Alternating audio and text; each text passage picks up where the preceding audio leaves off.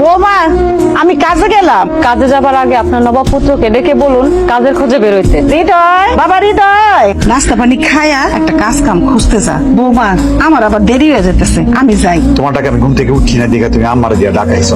ডাকাইছি। এইভাবে মায়ের উপার্জনের কামাই আর কয়দিন বসে বসে খাইবা? আমি আমার মায়ের পোলা, খাই আমার মায়েরটা, তোমার বাপেরটাও খাই না, তোমারটাও খাই না। ভালোবাসে আমি পাপ করছি, ভালোবাসা বিয়েই তো করছি, বউয়ের মর্যাদা দিছি। সকাল নাই, সন্ধ্যা নাই, রাত নাই, আমি বইলেও দোষ, শুইলেও দোষ, খাইলেও দোষ। এত খোটা বেড়া হিসেবে আমি কেমন সহ্য করি? বাবা, তুমি আমাকে 2 লক্ষ টাকা ঋণ দিবা, আর সেই টাকা নিয়ে আমি হৃদয়কে ব্যবসা দিয়ে দিব। আমার মেয়ের জামাই যদি চায় তো শুধু 2 লাখ টাকা কে আমার পুরো সালের আড়তটারে আমি দিয়ে দিই। কি হয়েছে বৌমা? কি আর হবে, বাবা ঋণের টাকা নিতে ওর গায়ে বাঁধছে। ব্যবসা কইরা শোধ করে দিবি, তাতে সমস্যা কি? আমি ব্যবসা করি, শ্বশুর বাড়ি থেকে টাকাই না, আর গ্রামের মানুষ আঙ্গুল দিয়ে দেখে আমার কই বই যে দেওয়া হাইটা যায় হৃদয় শ্বশুর বাড়ির টাকা দিয়ে ব্যবসা করে। আরে বন্ধু, তোর চাকরি হয়ে গেছে। এই ইন্টারভিউ দিলাম না, শুনলাম না, জানলাম না, চাকরি হয়ে গেছে। কোনো ইন্টারভিউ দিতে হবে না। কি এমন চাকরি আমার ইন্টারভিউ দেন লাগবো না? জমিদার বাড়িতে সকাল বিকাল খালি জমি চাষ করবি, মাসিক বেতন 10,000 টাকা। আমি পড়াশোনা করে একটা মানুষ, এই আমার দেখে কি চাষা মনে হয়? আমি চাষা যে ওর ট্রাক্টর চালামু? বড় বড় কথা হচ্ছে, তোর বাপ ছাড়া আমার বাপ ছাড়া কি ছিল? চাষাই আছে। আমেরিকার প্রেসিডেন্টের বাপের খোঁজ নে, হ্যাঁ আসিল চাষা, এই জন্য হ্যাঁ কি চাষা হয়েছে? চাষার ঘরে এখন আর চাষা হয় না, ওরা পড়াশোনা করে চাকরি বাকরি ব্যবসা করে। তো জামাই বাবুজি করে ডাক দে, তুমি আমার একমাত্র মাইয়ের জামাই, আমার তো কোনো ছেলে নাই, তুমি আমার ছেলে। এই পরিবারের সবার ভালো মন্দ দেখার দায়িত্ব কিন্তু আমার। আব্বা, বিয়া তুমি মাফ করবেন, আসলে এই পরিবারের দায়িত্ব আপনার না, এই পরিবারের দায়িত্ব আমার। আসলে আমি জানি তুমি আমার সাহায্য সহযোগিতা কোনো কিছু চাও না, সেটা তুমি নাই চাইতে পারো। আমি আমার মাইয়ের মুখের দিকে তাকায় তোমার ব্যবসা করার জন্য কিছু টাকা ঋণ দিতে চাই। মাফ করবেন, আসলে কারো সাহায্য সহযোগিতা আমার লাগবে না। ভালো থাকিস মা। তুমি আজকের দিনটার জন্য একদিন ঠিক আফসোস করবা। তোমার কথা শুনে মাঝে মাঝে মনে হয় তুমি কি শিক্ষিত না মূর্খ।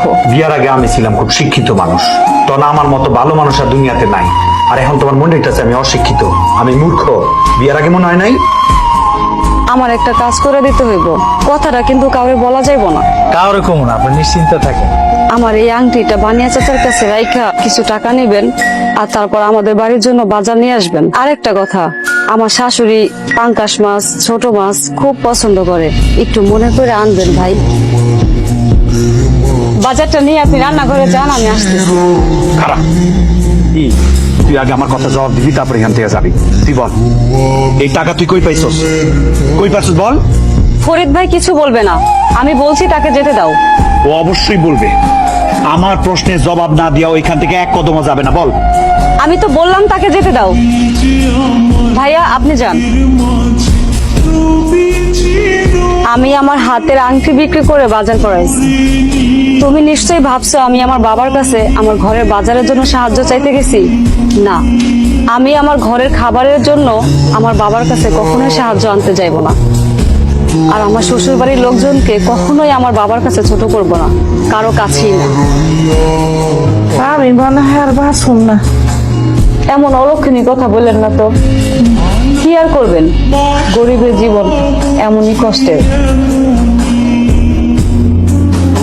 কি সমস্যা তোমার? হ্যাঁ, কালকে রাতে তুমি আমার লগে ঘুমাও নাই, আজকেও তুমি এই রুমে ঘুমাইতেছো। আমার এখন আর পছন্দ হয় না, তাই না? কি সব বাজে বাজে বলতেছো তুমি?